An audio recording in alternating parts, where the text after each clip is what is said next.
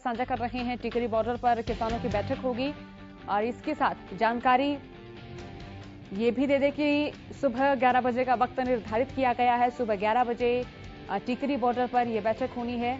सरकार से हुई बातचीत का यहां ब्यौरा दिया जाएगा और इसी के साथ ये भी जानकारी दे दें, किसान नेताओं की ओर से कहा गया है कि बातचीत सकारात्मक रही है।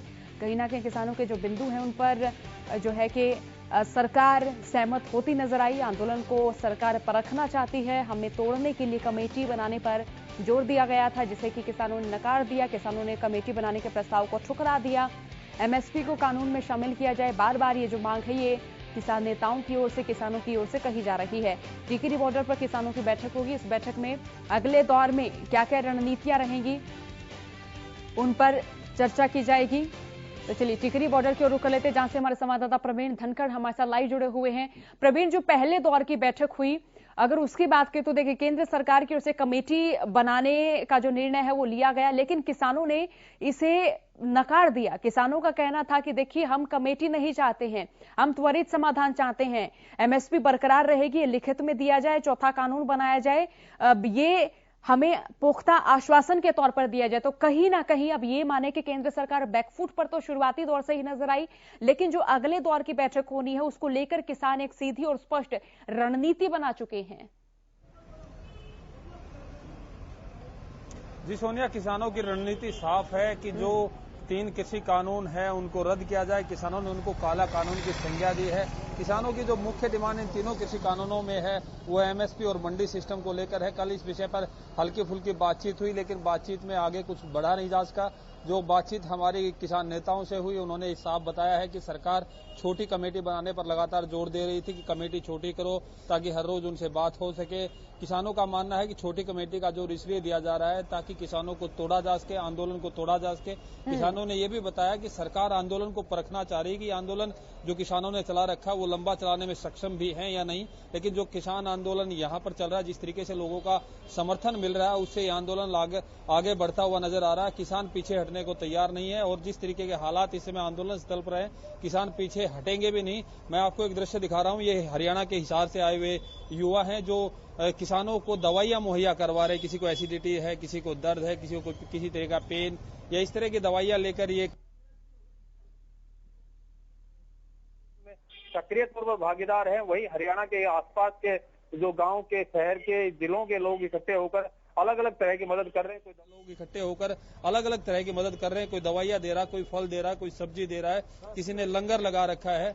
किसान, हमारे साथ किसान भी है, उनसे जान लेते हैं कि वो जो कल जो बैठक हुई है उस बैठक के बाद कितने संतुष्ट हैं कि सरकार गंभीर है या नहीं है। कल की बैठक के बाद जो फैसले हुए क्या? कल की बैठक के बाद कोई किसान संतुष्ट नहीं है।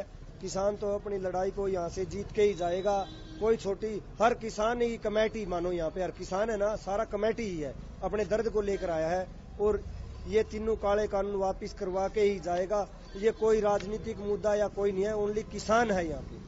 देखिए सोनिया, सब किसान है यहाँ पर, कोई राजनीतिक मुद्दा नहीं, कोई राजनीतिक पार्टी नहीं। किसानों की जो डिमांड है वो अपनी डिमांड पूरी कराकर ही यहाँ से वापस जाएगा, अन्यथा यहीं पर सड़कों पर डटे हैं, सड़कों पर ही रहेंगे, सड़कों पर ही खाना बनाएंगे और सड़कों पर खड़े होकर ही, सड़कों पर बैठकर ही सरकार के खिलाफ नारेबाजी भी करेंगे। सोनिया, प्रवीण, यहाँ किसान भी नजर आ रहे हैं। इन किसानों से जानिए कि देखिए दूसरे दौर की बैठक जो है वो कल होने वाली है। इसको लेकर किसान अपनी रणनीति पहले ही तय कर चुके हैं। किसान पहले ही कह चुके हैं कि उनको एमएसपी का पुख्ता आश्वासन केंद्र सरकार से चाहिए। प्रदेश सरकारों से उनकी लड़ाई नहीं, उनकी लड़ाई सीधे केंद्र सरकार से है। तो ऐसे में किसानों की क्या प्रतिक्रियाएं सामने आ रही हैं, किसानों का क्या सोचना है, क्या कहना है? देखिए सोनिया, तीसरे दौर की बातचीत हुई है। हालांकि अगर बात करें दिल्ली कूच के बाद तो ये पहले दौर की बातचीत समझी जा सकती है। 3 तारीख से लगातार बातचीत का दौर शुरू होगा। चौथा दौर भी चलेगा, 5वां दौर भी चलेगा, छठा दौर भी चलेगा। जो किसान नेताओं को कल कहा गया है कि हम लगातार बैठेंगे, लगातार बातचीत करेंगे, बिंदुवार बातचीत करेंगे, उसे लगता है कि ये आंदोलन और किसानों की जो बातचीत है वो अगले 1-2 दिन में सुलझनी मुश्किल लग रही है और लगातार 3-4 दिन या 5 दिन कमेटियां बैठेंगी और तब उसका समाधान होगा। कुछ किसान हमारे साथ हैं, उनसे बात कर लेते हैं कि कल जो बैठक में बातचीत हुई है, लगता है कि सरकार गंभीर है और वो मामला सुलझने को नजदीक है आपके? नहीं, कोई लगता नहीं है। तो आप क्या चाहते हैं, सरकार कैसे बातचीत करे? सरकार बातचीत क्या करे, इसे रद्द कर दे। हम अपने घरों चले जाएंगे। जो 3 काले कानून बनाए हैं उसको रद्द कर दे, हम अपने घरों जाए जाएंगे, चले जाएंगे। और क्या? चलिए आप बताइए कि सरकार, आप बताएंगे सरकार ने जो कल बातचीत की है, किसान नेता आपके गए थे, तो कुछ लगता है कि बातचीत समाधान निकलेगा? नहीं, कल कोई नहीं होगा। हमारे साथ और भी किसान हैं, उनसे जान लेते हैं। आप बताइए। अजय देखो जी 5-4 बैठकां होणगीਆਂ, अजय इन्नी छेती कोई हल नहीं निकलूगा। किसानों की भी राय ली जाऊगी, बाकी सरकार भी आपदी कोई स्पष्टीकरण करूगी, इस वास्ते कोई हल निकलूगा। एक बैठक नाल कोई हल नहीं जी निकलदा हैगा। बाकी खट्टर साहब कहंदा सी भी हरियाणे ਦੇ ਜ਼ਿਮੀਂਦਾਰ ਨਹੀਂ ਹੈਗੇ, ਅਸੀਂ ਹਰਿਆਣੇ ਦੇ ਖੜੇ ਹਾਂ। ਹਰਿਆਣੇ ਦੇ ਕੌਣ ਕਹਿੰਦਾ ਜ਼ਿਮੀਂਦਾਰ ਨਹੀਂ ਹੈਗਾ? खट्टर साहब ने यह पूछो भी हरियाणा का जिमीदार कौन नहीं है, इस गल का खट्टर साहब तो जवाब लाओ। बाकी जिस तरीके से बैठक चल रही है लगातार, एक मिनट, बाकी गरोहे तो ला के फतेहाबाद तो ला के उसने जिन्ने बैठी कट्टर लाए दिल्ली तक, उसका जवाब लो भी तेरे प्यो की सड़क से इन्होंने पट्टी है, तेरे बाप की सड़क से इन्होंने पट्टी है। उन्हें खट्टर ने आपके पैसे की सड़क बनाई सी, सानू इस गल का जवाब दो जिमीदारों। असं हरियाणे दे टवाणा हल्के तो हाँ। सोनिया, किसानों में गुस्सा, हरियाणा के किसानों में ये गुस्सा है कि मुख्यमंत्री ने कहा कि हरियाणा के किसान शामिल नहीं इस आंदोलन में, तो आपने किसानों का गुस्सा साफ साफ देखा है कि हरियाणा के तमाम किसान इस आंदोलन में शामिल हैं।